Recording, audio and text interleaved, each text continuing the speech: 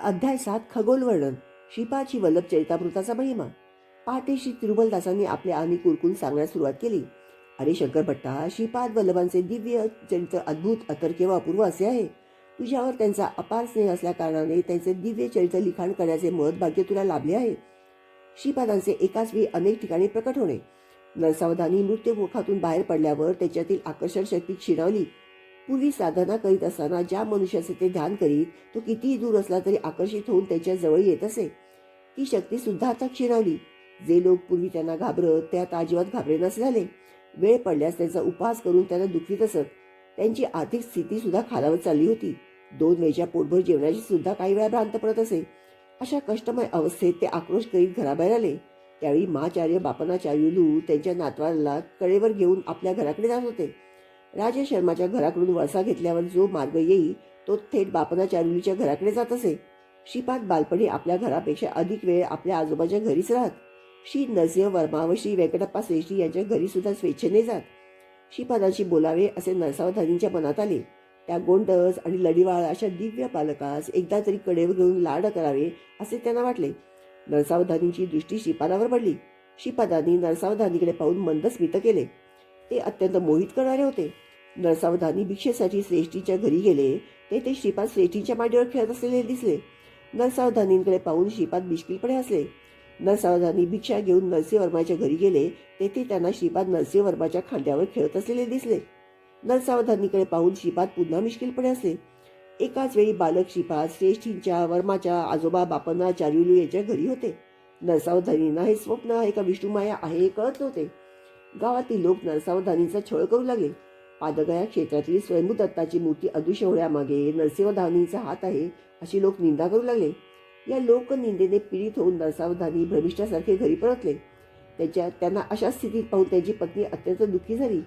तिच्या मनातील वेदना प्रकट करण्यासाठी ती देवघरात गेली तेव्हा तिने पाहिलेले दृश्य आश्चर्यकारक होते. त्यांच्या देवघरात श्रीपाद बसलेले होते. त्यांना पाहून त्या पती पत्नीस अतिशय आनंद झाला. त्या उभयतांनी श्रीपादांना राजगिऱ्याच्या भाजीचे भोजन करण्याचा आग्रह केला, परंतु श्रीपादांनी जेवण्यास नकार दिला. काल, कर्म आणि कारण या तिन्हीचा एकाच वेळी संयोग झाल्यास असे अलभ्य योग जुळून येतात. विवेकवंत अशा योगाचे लाभ करून घेतात तर अविवेकी या लाभास मुक्तात. श्रीपाद प्रभूंनी त्या पतीपत्नीच्या विनंतीस होकार दिला, परंतु या जन्मासाठी नसून पुढल्या जन्मीसाठी. पुढल्या जन्मी ते महाराष्ट्राच्या पुण्यभूमीत नृसिंह सरस्वतींच्या अवतारात त्यांच्या घरी अवश्य भोजन घेतील असे त्यांनी वचन दिले. एखादे समय सूर्यचंद्राच्या गती बदलणे साध्य होईल, परंतु प्रभूंच्या वचनाच्या विरुद्ध जाणे पंचभूतासहित कोणत्याच जीवास शक्य नसते. जग जरी हिंदवले, युग जरी पालटले तरी श्रीपादांच्या लीला नित्य सत्य व नित्य नूतन आहेत. देवघरात बसून श्रीपाद प्रभूंनी नरसावधानी आणि त्यांच्या धर्मपत्नीस हितोपदेश केला. हा उपदेश दत्तभक्तांना अत्यंत उपयोगी असा आहे. नरसावधानी व श्रीपाद वल्लभांच्या मध्ये झालेला संवाद व श्रीपाद प्रभूंचा उपदेश. तू कोण आहेस? देवता, यक्ष, मांत्रिक? मीच आहे. पंचभूतात्मक सृष्टीतील अणुरेणूमध्ये विद्यमान असलेली अदृश्य शक्ती ती मीच. पशुपक्ष्यासहित समस्त प्राणीमात्रामध्ये मातृपितृ स्वरूपाने स्थित आहे तो मीच. सकल सृष्टीचा गुणस्वरूप पण मीच आहे. तू श्री दत्तप्रभूंचा अवतार आहेस का? निसंशयाने मी दत्तच आहे. तुम्ही शरीरधारी असल्याने तुम्हाला माझी ओळख पटण्यासाठी मी शरीर धारण केले आहे. वास्तवात मी निराकार व निर्गुण आहे. म्हणजे तुला आकार व गुण नाही एवढेच ना? निराकार असणे सुद्धा एक आकारच आहे, तसेच निर्गुण असणे हा देखील एक गुणच आहे. साकार, निराकार, सगुण, निर्गुण यांचा आधार तो मीच आहे आणि त्याच्या पलीकडे आहे असे जाण. सर्वस्व तूच असताना प्राणीमात्रांना सुख दुःख का संभवतात? तुझ्यात असलेला तू जीव आहेस व तुझ्यात असलेला मी परमात्मा आहे. तुझ्यात कर्तृत्व भावना असेपर्यंत तू मी होऊ शकत नाही. जोपर्यंत तुझ्यात कर्तृत्व भाव असेल तोपर्यंत सुख दुःख पाप पुण्य अशा द्वंद्वातून तुझी सुटका होऊ शकत नाही. तुझ्यातला तू नष्ट होऊन तुझ्यातील मी उच्च दशेत असेल तेव्हा तू माझ्या निकट असशील. जसे जसे तू माझ्या निकट येशील तसा तसा तू सुख दुःख पाप पुण्य या द्वंद्वातून मुक्त होशील. तू माझ्या आश्रयी असता सुखसंपन्न होशील. जीवात्मा व परमात्मा हे वेगवेगळे आहेत असे काहीचे म्हणणे आहे. जीवात्मा व परमात्म्याचे घनिष्ठ संबंध आहे असे काहीचे म्हणणे आहे. तर जीवच परमात्मा आहे असे काहीचे म्हणणे आहे. यातील खरे काय? तू वेगळा व मी वेगळा अशी भिन्नत्वाची भावना असेल तरी हरकत नाही. तुझ्यातला अहंकार नाश पावल्यावर आपण दोघे द्वैतात स्थित असता आनंदाची प्राप्ती होईल. माझ्या अनुग्रहामुळे सगळे चालत असून तू केवळ निमित्तमात्र आहेस. या तत्वाचे अनुसरण केल्याने सुद्धा आनंद स्थितीत पावशील. मोहाचा क्षय झाल्याने द्वैत स्थितीमध्ये असताना सुद्धा तू मोक्ष सिद्धी पावशील. तुझ्यात आणि माझ्यात अत्यंत सामिप्य असताना मी तुझ्याद्वारे स्वतःच व्यक्त करतो. माझ्यातील सर्व शक्ती तुझ्याद्वारे अभिव्यक्त होत असताना तुझ्यातला अहंकार नाश पावून मोहक्षय झाल्याने या विशिष्ट असलेल्या अद्वैत स्थितीमध्ये पण आनंदाची प्राप्ती होईल. मोह नसल्यामुळे हा सुद्धा मोक्षच होय. तुझा अहंकार पूर्णपणे नाश पावल्याने कर्तृत्वाची भावना नाहीशी होईल. तुझ्यात तू नसून केवळ मी असलेल्या त्या स्थितीत मनाच्या कल्पनेने आकलन न होणाऱ्या ब्रह्मानंदाचा अनुभव करत असतो. म्हणून अद्वैत स्थितीत असला तरी मोक्ष प्राप्ती करू शकतो. द्वैत स्थितीत असला तरी विशेषतः द्वैत किंवा अद्वैत स्थितीत असला तरी मोक्ष स्थिती ब्रह्मानंद स्थिती मात्र एकच. ती स्थिती मन वाचा यास अगोचर आहे, केवळ अनुभवाने जाणले जाते. अवधूत स्थितीत असलेले काही जण ते स्वतः ब्रह्म असल्याचे सांगतात. तर तू अवधूत आहेस का? नाही, मी अवधूत नाही, मी ब्रह्म आहे आणि ब्रह्म सर्वस्व असल्याचे अवधूताचे अनुभव आहेत. तर मी ब्रह्म असून सर्वांतर्यामी असल्याची स्थिती माझी आहे. या किंचित भेदाचे रहस्य मला उमजले नाही. समस्त संसार बंधनातून मुक्त झालेले अवधूत माझ्यात लीन होऊन ब्रह्मानंद सुखाचा अनुभव घेतात. त्यांच्यात व्यक्तित्व नाही. व्यक्तित्व नसल्याने ते संकल्परहित असतात. या सृष्टीच्या महासंकल्पात महाशक्तीत मी आहे. जीव म्हणविणाऱ्या मायाशक्तीत पण मी आहे. माझ्यात लीन झालेले अवधूत सुद्धा तू परत जन्म घे अशी माझी आज्ञा झाल्यास त्यांना जन्म घेणे भाग आहे. संकल्पयुक्त सत्य ज्ञानानंद स्वरूप माझे आहे, तर संकल्परहित सत्य ज्ञानानंद स्वरूप त्यांचे आहे. बीजास भाजल्याने परत अंकुरित होत नाही, तसेच ब्रह्मज्ञान प्राप्त करून ब्रह्ममय झालेल्यांना परत जन्म घेणे कसे बरं साध्य होईल? भाजलेले बीजांचे पुनरंकुरित न होणे हा सृष्टीचा धर्म आहे. भाजलेल्या बीजांना पुनरंकुरित करणे हे सृष्टीकर्त्याचे शक्ती सामर्थ्य आहे. खरे पाहता माझा अवतार या सिद्धांताद्वारे सत्य धर्म निरूपण करण्यापूर्वी झाला आहे. दत्तप्रभू श्रीपादा विवरण करावे. भूत भविष्य वर्तमान हे अवस्थात्रय तसेच सृष्टी स्थिती लय इत्यादी त्रयांचे अतिक्रमण करून वडील अतिमहर्षी प्रसिद्ध झाले. सृष्टीतील कोणत्याही जीवाविषयी किंवा कुठल्याही वस्तूविषयी असूया द्वेष लेश मात्र नसल्या कारणाने माता अनसूया विख्यात झाली. ब्रह्मा विष्णू रुद्र यास आधार व अतीत असलेल्या त्या परमज्योती स्वरूपाचे दर्शन प्राप्त करण्यासाठी अतिमहर्षींनी घोर तपश्चर्या केली. त्या परमज्योती स्वरूप परमात्म्याने आपल्या अमृतदृष्टीने सृष्टीतील प्रत्येक प्राण्यास व वस्तूस अवलोकन करून अनुग्रह करावा या हेतूने अनसूया मातेने तपाचरण केले होते. कर्मसूत्रांप्रमाणे पाप पुण्यास अनुसरून सुखदुःख प्राप्त होत असल्या कारणाने महापापाचे फळ स्वल्प व स्वल्प पुण्याचे फळ अधिक व्हावे या संकल्पाने अनसूया प्रार्थना करीत असे. कठीण अशा लोहखंडात जिवंत व खाण्यास योग्य अशा चण्यामध्ये आपल्या तपोबलाने मातेने रूपांतर केले. खनिजातील चैतन्य निद्रावस्थेत असते. तरू गुलमादीमध्ये अर्ध निद्रावस्थेत असे. पशुमध्ये पूर्ण चैतन्याची स्थिती असते. खनिज म्हणून जन्मास येऊन मरण पावणे, नंतर वृक्षाचा जन्म घेऊन तदनंतर पशुजन्म पाहून शेवटी मनुष्य जन्म घेतलेल्या मानवाने विवेक ज्ञान व वैराग्यवंत होऊन त्याच्यात सुप्त असलेल्या परमात्म शक्ती जागृत करून मोक्ष प्राप्त केला पाहिजे. प्रकृतीतील परिणामक्रमाचा धर्म परमात्म्याच्या अनुग्रहाने बदलू शकतो असे मातेने सिद्ध केले. त्रिमूर्तीच्या रूपात असलेले चैतन्य जागृत अवस्थेत असल्या कारणाने निद्रावस्थेत बदलून त्यांना लहान बालकांचे रूप दिले. त्रिमूर्तींच्या शक्ती एकवटून अनघादेवी रूप धारण केले. दत्तात्रेयांचा अवतार घेऊन त्यांनी अनघादेवीचा अर्धांगिनी म्हणून स्वीकार केला. श्रीपादची वल्लभावतारी व वामभागी अनघादेवी व दक्षिणभागी दत्तात्रेय असून अर्धनारीश्वर रूपाने प्रभूंचा जन्म झाला. अशा महोत्तर सृष्टीस आपल्या संकल्प मात्राने सृजन करण्याचे शक्ती सामर्थ्य असलेल्या प्रभूस आवश्यकतेनुसार सृष्टी धर्मामध्ये बदल घडवणे सहज शक्य आहे असे तू जाण. श्रीपादा, सृष्टी धर्मामध्ये बदल घडवण्याचे सामर्थ्य असलेला तू माझ्या दारिद्र्याचे हरण करू शकत नाही का? अवश्य तुझे दारिद्र्य हरण करील, परंतु पुढच्या जन्मी. थोडेफार दारिद्र्य भोगल्यावर. राजवीयाचा विषय अगदी क्षुल्लक होता, तरी तुला राजवीयाचा इतका मोह होता. आई वडील किंवा आजोबा कोणाकडून याचना केली नव्हती. माझ्यासारख्या बालकाचा आहार असणार तो किती. राजवीयाची इच्छा झाल्याबरोबर तू दिले असते तर आजची स्थिती उद्भवली नसती. पण आता ती वेळ गेली. तुझ्या मनातील मालिन्य दूर करण्यासाठी तुझे जीवन पुरणार नाही. प्रत्येक मनुष्य आपले पुण्यफल आयुष्य ऐश्वर्य कीर्ती धन सौंदर्य इत्यादी रूपाने पावतो. पापाचे फल म्हणून दारिद्र्य अल्पायुषी कुरूप कुख्याती इत्यादी पावतो. तुझ्या पुण्याचा अधिक भाग काढून तुला आयुष्य दिले, जेणेकरून तुझे पुण्य खर्च झाले. आता तुझे पाप जास्त असल्या कारणाने दारिद्र्य भोगले पाहिजे. तरी स्वयंभू दत्ताची आराधना केल्या कारणाने दारिद्र्य असले तरी 2 वेळचे अन्न तुला लाभेल असा तुला माझा आशीर्वाद आहे. श्रीपादा, वर्णाश्रम धर्माप्रमाणे वर्तन करावे असा शास्त्राचा निर्धार आहे. तुमच्या आजोबांनी वैशानापण वेदोक्त पद्धतीने उपनयन करता येईल असा जो निर्णय दिला तो चुकीचा नाही का? सत्य ऋषीश्वरांच्या निर्णयात खोट शोधण्याचा प्रयत्न केल्यामुळे तुझी जीवात छाटून टाकली पाहिजे. आजोबा म्हणजे तुला कोण वाटतं? ते साक्षात भास्कराचार्य होत. विष्णू, दत्त व सुशीला स्वार्थ म्हणजे काय ठाऊक नसलेले परमपवित्र अशी दंपती. त्यांना माझे माता पिता म्हणून जन्मास घालावे असा आदेश मी काल व कर्म देवतेला दिला. नरसिंह वर्म्याचे पूर्व श्री लक्ष्मी नृसिंह स्वामींचे अनन्य भक्त. सिंहाचली होत असलेल्या यज्ञयागात विशिष्ट अन्नदान केलेले पवित्र घराणे. मी पीठिकापुरी जन्म घेण्यापूर्वीपासून एका क्रमपद्धतीने ही घटना घडवून आणली. त्या 3 घराण्याशी असलेले ऋणानुबंध एका जन्मात फेडले जाऊ शकत नाहीत किंवा एका अवतार काळात समाप्त करण्यासारखे नाही. माझे वरदहस्त त्यांच्या वंशवर्षी असेल. माझ्या छत्रछायेत ते निश्चित राहतील. भक्तास श्रीपादांचे अभय. आता माझ्याविषयी बोलायचे असेल तर काहीही किंमत नसलेला राजगिरा तुम्हाला देऊ शकला नाहीस. मी भोजन केल्यास लाख ब्राह्मण भोजनाचे पुण्य तुला लाभले असते. तू खराच दुर्दैवी आहेस. धर्म कुठले अधर्म कुठले याविषयी वाद असेल तर शास्त्राचा आश्रय घेतला पाहिजे. शास्त्राप्रमाणे आचरण करावे किंवा करू नये याविषयी मीमांसा होत असेल तेव्हा निर्मल अंतःकरण असलेल्या सत्पुरुषांचे म्हणणे ग्राह्य ठरते. ते म्हणतील ते वेदवाक्य समान असून धर्मसंमत असते. त्यांनी अधर्माने निर्णय घ्यायचा प्रयत्न जरी केला तर धर्मदेवता त्यांना अधर्म मार्गाने परावृत्त करून धर्मसंमत असलेले निर्णय देण्यास बाध्य करते. हिंसा करणे पाप आहे असे शास्त्र सांगते. पण श्रीकृष्ण परमात्म्याच्या समक्ष झालेले युद्ध धर्मयुद्ध आहे. कौरव पांडवांचे युद्ध धर्मयुद्ध व युद्ध झालेले स्थळ धर्मक्षेत्र म्हणून प्रख्यात झाले.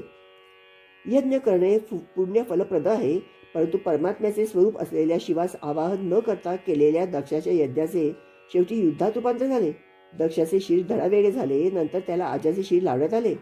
रोग्यास पित्त प्रकोप झाल्यास वैद्य लिंबू आवळा इत्यादींनी उपचार करतो. शरीराचा जर एखादा भाग नासल्यास तो भाग शस्त्राने छेदून रोगांचे निदान करतो. मी पण तसाच आहे. माझ्या देवतांचे अंश आहे तसे राक्षसांचे पण अंश आहेत. मी उन्मत्तासारखा पिशाच्यासारखा राक्षसासारखा पण व्यवहार करतो. माझ्या अंतर्गत जीवाविषयी अत्यंत करुणा असल्यामुळे तुमचे स्वभाव तुमचे शुभाशुभ कर्म यास अनुसरून मी वर्तन करीत असतो. अनन्य शरणागत झालेल्या माझ्या भक्तांचे हात मी सोडत नाही. दूरदेशी असलेल्या माझ्या भक्तास माझ्या क्षेत्री आणतो. ऋषींचे कुळ व नदीचे मूळ विचारू नये. आदी पराशक्ती कन्यका परमेश्वरीचे वैश्यकुलात अवतरण झाले नाही का? सिद्ध असलेल्या मुनीत वैश्यमुनी नाहीत का? ब्राह्मण क्षत्रिय वैश्यच नव्हे तर शूद्र जरी निष्ठेने नियम पालन करणारा असेल तर वेदोक्त उपनयनास अधिकारी आहे. उपनयन संस्काराने 3रे नेत्र म्हणजे ज्ञान नेत्र उघडले पाहिजे. अंतःकरण शुद्ध होऊन ब्रह्मज्ञानात मन मग्न झाले पाहिजे. तुझे मन शाख ज्ञानाविषयी पूर्णपणे मग्न झाले आहे. ब्रह्म हे काय बाजारात विकत मिळणारी वस्तू आहे? या जन्मी ब्राह्मण म्हणून जन्मास आलेला पुढच्या जन्मी चांडाळ जन्म पाहू शकतो. तसेच या जन्मी चांडाळ म्हणून जन्मास आलेला पुढच्या जन्मी ब्राह्मण म्हणून जन्मास येऊ शकतो. ब्रह्मवस्तू कुल मत देश काल याचे अतीत असलेले रहस्य आहे असे तू जाण. देव भावप्रिय असून बाह्यप्रिय नाही. तुझ्या भावास अनुसरून दैव कार्य करीत असते. ब्रह्मज्ञानाचा उपदेश करीत असता मी ब्राह्मण असतो. भक्तांचे योगक्षेम व अनुग्रह करण्यासाठी दरबारात असतो तेव्हा क्षत्रिय असतो. प्रत्येक जीव आपापल्या पापपुण्य कर्माप्रमाणे फळ पावतो. प्रत्येक जीवाचा लेखाजोखा माझ्या जवळ आहे. तोलून मापून पापपुण्याचे फल वाटप करताना मी वैश्य आहे.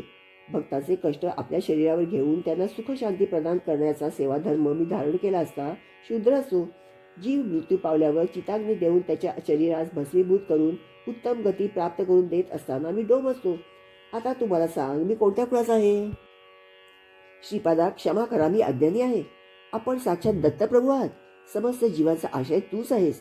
सृष्टीची रचना कशी झाली याचे विवरण करून मला कृतार्थ करावे. लोकालोक वर्णन. आजोबा स्वर्गात 88,000 गृहस्थ मुनीचा वास असतो. पुनरावृत्ती होणे त्यांचा धर्म असून धर्म प्रचारासाठी बीज रूपाने ते विद्यमान असतात. परमात्म्याच्या अनिर्वचनीय अशा शक्तीच्या एका स्वल्प अशा अंशाने जगत सृष्टी रचण्यासाठी ब्रह्मदेवाची उत्पत्ती झाली. परमात्म्यापासून क्रमाने सर्वव्यापी असे जल निर्माण झाले. परमात्म्याच्या तेजाने त्या जलात कोट्यावधी सुवर्णकांतीयुक्त अंड उत्पन्न झाले. त्या अंडात एक अंड आपण निवास करीत असलेले ब्रह्मांड आहे.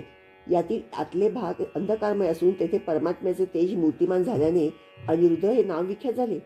त्या अंड्यातील अंधकार परमात्म्याने आपल्या तेजाने नाहीसा केला. हिरण्यगर्भ, सूर्य, सविता, परमज्योती अशा अनेक संज्ञांनी वेदात त्याचे वर्णन आले आहे. ते त्या युगात पीठिकापुरात भारद्वाज महर्षींनी 1 कोटी ब्रह्मांडात भरलेल्या दत्तात्रयाच्या तेजास उद्देशून सावित्री काठकाचे आयोजन केले होते. सत्यलोकात निरामय नावाचे एक स्थान आहे. त्रिखंड सोपानात वसू रुद्रादित्य नावाने पितृगणांचा वास आहे. निरामय स्थानाचे संरक्षक म्हणून ते कार्यरत असतात. कारण ब्रह्मलोक म्हणवणाऱ्या या स्थानात चतुर्मुख ब्रह्माचे निवासस्थान आहे. त्यास विद्यास्थान किंवा मूल प्रकृती स्थान असे जाणले जाते. त्यावर प्रख्यात असलेले श्रीनगर आहे. त्याच्यावर महाकैलास, त्यावर कारण वैकुंठ आहे. सत्य लोकात पुराणपूर नावाचे विद्याधर स्थान आहे. तपोलोकात अंजनापतीपूर मध्ये साध्यांचा वास आहे. जनलोकात अंबावतीपूर येथे सनक सनंदादी ऋषींचा निवास आहे. महर लोकात ज्योतिषमतीपुरामध्ये सिद्धादिगणांचा वास आहे. स्वर्ग लोकात अमरावतीपुरा येथे देवेंद्रादी देवतागणाचे वास्तव्य आहे. खगोलाशी संबंधित ग्रह नक्षत्रादी असलेले भुवर लोकात रथंतरपुरामध्ये विश्वकर्मा नावाचा देवशिल्पींचा वास आहे. आजोबा, भूगोलात 2 भाग आहेत. मानवाचा निवास असलेल्या एका भागास भूगोल असे म्हणत. ह्याच्याशिवाय महाभूमी म्हणविणारा दुसरा भाग आहे. ही महाभूमी भूगोलाच्या दक्षिणेस 5 कोटी ब्रह्मांड योजने दूर स्थित आहे. मर्त्यलोक म्हणजे भुवरलोक व भूलोक असून त्यात महाभूमीचा पण समावेश आहे. पाताळात अतल, वितल, सुतल, रसातल, तलातल, महातल आणि पाताळ अशा प्रकारचे 7 लोक आहेत. थोडक्यात या स्वर्ग, मर्त्य, पाताळ असे म्हणत. आपण राहतो या भूगोलाच्या खालच्या बाजूस महाभूमी आहे, जिचे मध्यभागात उंचवटा असून चक्राकार आहे. त्यामुळे त्याच्या उपरी तलावर सूर्य चंद्र सदैव झळकत असत. सतत प्रकाशमान असल्या कारणाने येथे कालमानाचे निर्णय नाही. या भूमीवर 7 समुद्र, 7 द्वीप आहेत. जम्बूद्वीप या महाभूमीवर आहे. भूलोक व भूवरलोक यांची संयुक्त संज्ञा मर्त्यलोक अशी आहे. भूलोकात महाभूमी व भूगोल असे 2 प्रकार आहेत. सृष्टीच्या प्रारंभी समस्त लोक जलमय होते. प्रज्ञापतीने सृष्टी रचण्याच्या हेतूने तपाचरण केले तेव्हा जलावर तरंगत असलेल्या पुष्कळपणाचे दर्शन झाले.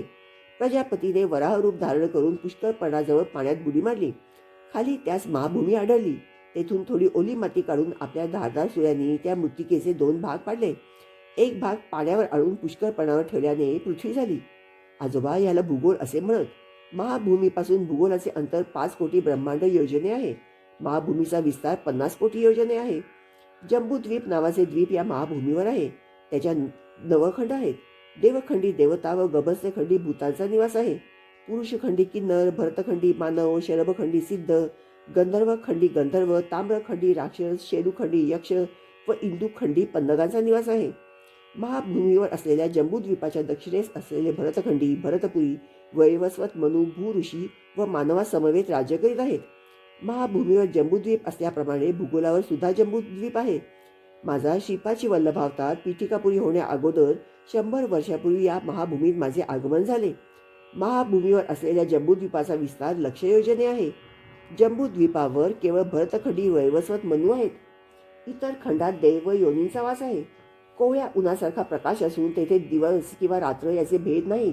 लवण समुद्राचे 1,00,000 योजने, प्लक्षद्वीपाचे 2,00,000 योजने, इक्षुरस समुद्राचे 2,00,000 योजने, कुशद्वीपाचे 4,00,000 योजने, सुरा समुद्राचे 4,00,000 योजने, क्रौंचद्वीपाचे 8,00,000 योजने, सर्पी समुद्राचे 8,00,000 योजने, शाकद्वीपाचे 16,00,000 योजने, दधी समुद्राचे 16,00,000 योजने, शाल्मली द्वीपाचे 32,00,000 योजने, क्षीर समुद्राचे 32,00,000 योजने, पुष्कर द्वीपाचे 64,00,000 योजने, शुद्ध जलसमुद्राचे 64,00,000 योजने, चलाचल पर्वताचे 128,00,000 योजने, चक्रावळी पर्वताचे 256,00,000 योजने, लोकालोक पर्वताचे 512,00,000 योजने, तपोभूमीचे 1,250,00,000 योजने असा विस्तार आहे.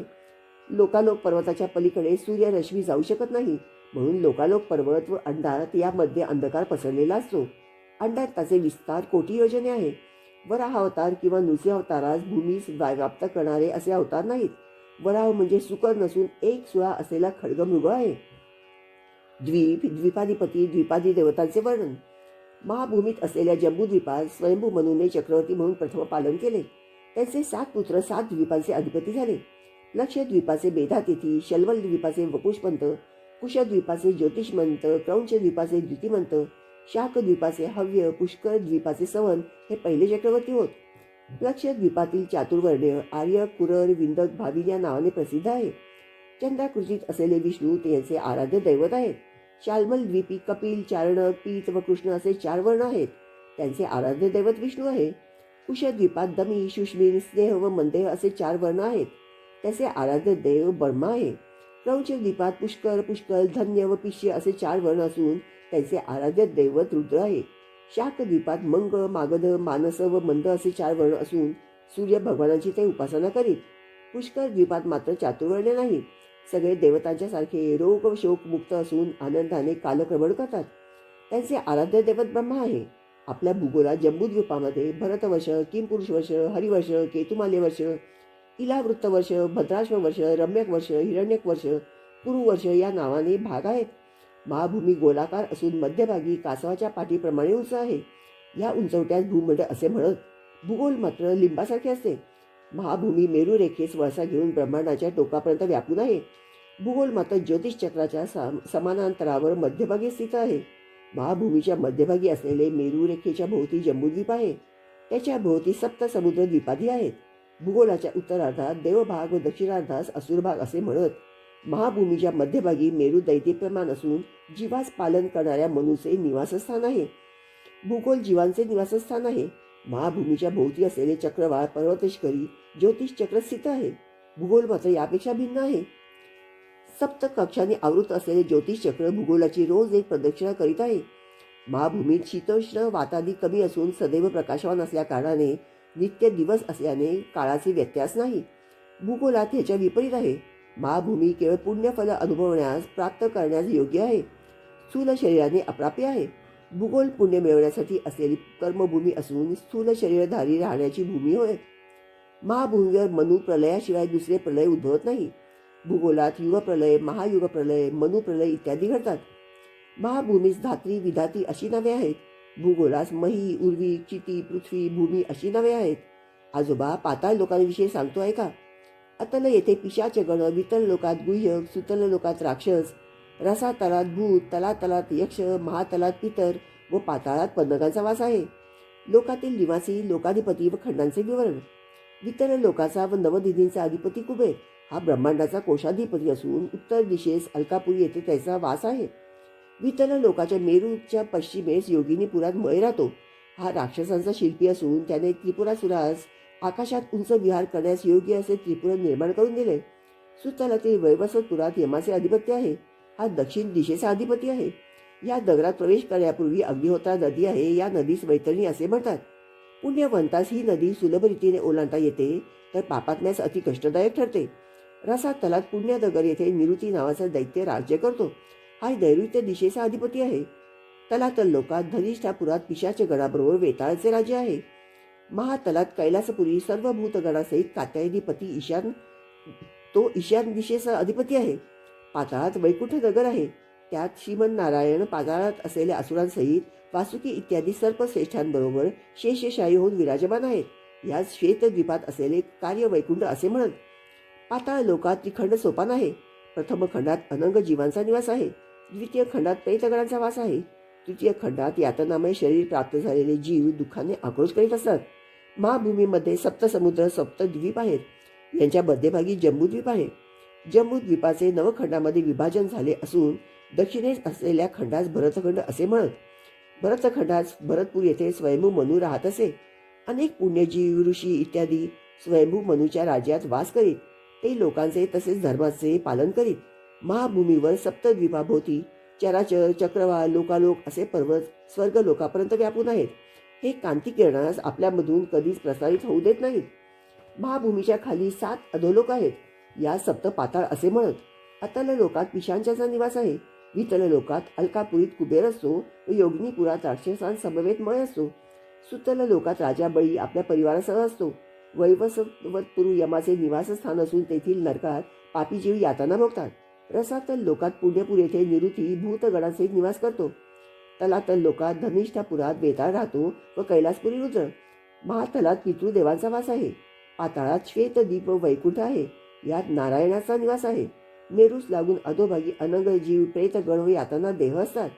निरालंब सुचग्रस्थानात महापातकी असत. भोजनांती रौरवे अपुण्य निलये पद्मार्बुद निवासितम अर्थिनामुदकम दक्षम अक्षयमुपतिष्ठती म्हणून उत्तरा पोषणात उदक यास प्रदान करीत असतो. लोकाचे नाव, त्यांचे विस्तृत विवरण. भूलोकात असलेले भूगोल व महाभूमी भिन्न आहेत. हे स्पष्टपणे समजून घे. भूगोल बिंदूच्यावर ऊर्ध्व ध्रुव स्थानापर्यंतच्या प्रदेशात मेरू रेखेस प्रकाशमान करणारे सूर्यलोक होय. हे सूर्यदेवतेचे लोक असून सूर्यग्रह मंडल नव्हे. याचप्रमाणे चंद्रलोक, अंगारक लोक, बुधलोक, गुरुलोक, शुक्रलोक, शनैश्चर लोक, राश्यादी देवता लोक, नक्षत्र देवता लोक, सप्तऋषी लोक, ऊर्ध्व ध्रुव लोक असे आहेत. याशिवाय आणखी अवांतर लोक सुद्धा आहेत. भूमध्य बिंदूपासून सूर्यलोक लक्ष ब्रह्मांड योजने आहे. हे सूर्यग्रहाचे अधिपती असलेले सूर्यदेवतेचे स्थान आहे. भूमध्य बिंदूपासून चंद्रलोक 2 लक्ष ब्रह्मांड योजने, अंगारक लोक 3 लक्ष ब्रह्मांड योजने, बुधलोक 5 लक्ष ब्रह्मांड योजने, गुरुलोक 7 लक्ष ब्रह्मांड योजने, शुक्रलोक 9 लक्ष ब्रह्मांड योजने, शनैश्वर लोक 11 लक्ष ब्रह्मांड योजने, राशादी देवता लोक 12 लक्ष ब्रह्मांड योजने, नक्षत्रादी देवता लोक 13 लक्ष ब्रह्मांड योजने, सप्त ऋषी लोक 14 लक्ष ब्रह्मांड योजने, ध्रुवलोक 15 लक्ष ब्रह्मांड योजने आहे. याप्रमाणे भूमध्य बिंदूपासून विविध अंतरावर स्वरलोक, महलोक, जनलोक, तपोलोक, सत्यलोक आहेत. भूमध्य बिंदूपासून ब्रह्मांडास भोवती भिंतीसारखे म्हणजे अंडांतापर्यंत 24,50,00,000 ब्रह्मांड योजनांचे अंतर आहे.